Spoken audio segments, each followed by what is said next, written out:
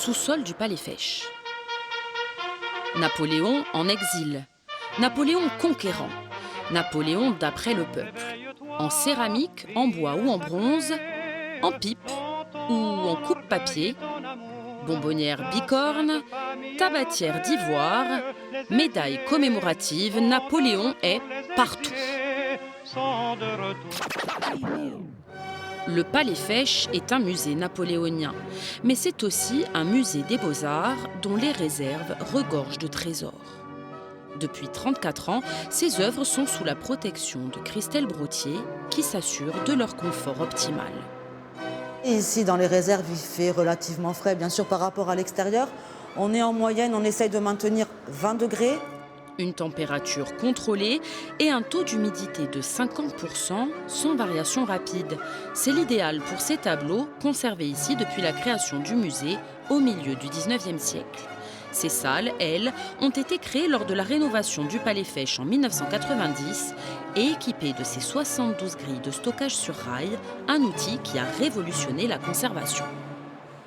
Le premier incident sur les œuvres, c'est même pas la variation, c'est déjà la manipulation. Et donc quand on ne sait pas manipuler, on tape un peu à droite, un peu à gauche, on fait des trous et c'est très embêtant.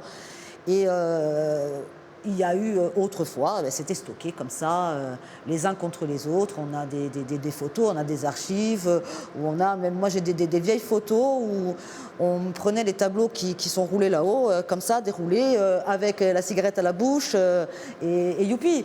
Bon, maintenant on rigole un peu, mais bon, on ne ferait plus ça aujourd'hui. On est peut-être un petit peu excessif maintenant, mais quand même, ça nous permet de voir un petit peu l'avenir, parce que la restauration ne sera pas possible pour tous. Parmi les tableaux de la réserve, nombreux sont ceux qui ont subi les ravages du temps. Dans ces cas-là, on peut procéder à des mesures de conservation préventive et recouvrir la couche picturale de papier japon collé à l'eau pour éviter qu'elle ne continue à se dégrader.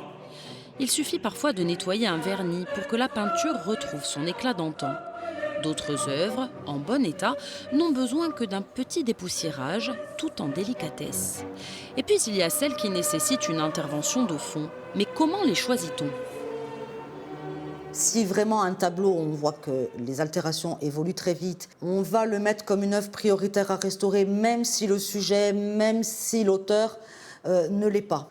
On va faire quelque chose. Et là, il faut faire appel à un restaurateur. Et si on en avait un sur place, habilité Musée de France, bien évidemment. Franchement, ça ne serait pas un luxe. Ça serait pas un luxe d'avoir quelqu'un à demeure qui serait là pour vraiment s'occuper au quotidien des œuvres et pouvoir faire ce genre d'intervention. Lors des restaurations, l'objectif est de retrouver l'œuvre telle qu'elle était à sa conception et donc de garder au maximum les éléments d'origine tant que c'est possible.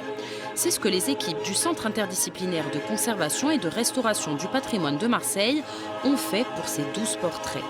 Ils ont pourtant dû remplacer certaines pièces, comme le châssis de cette toile trop abîmée.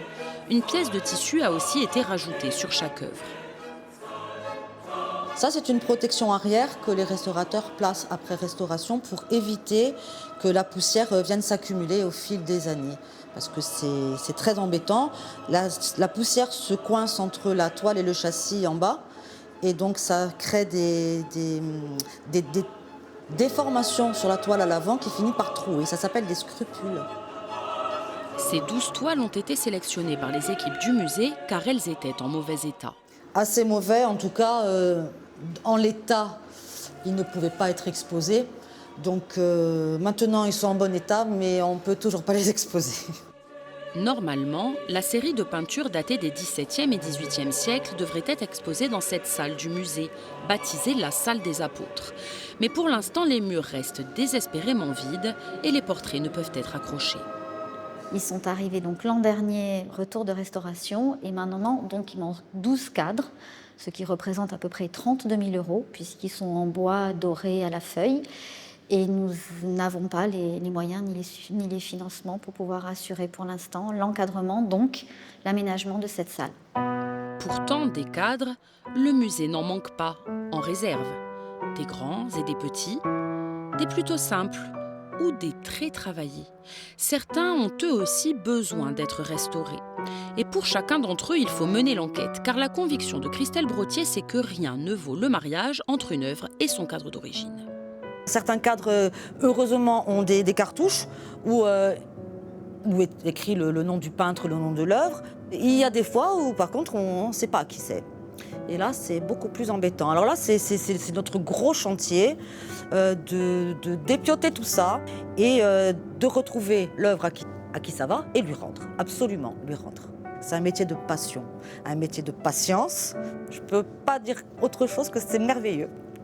Au sous-sol du palais, l'enquête merveilleuse continue.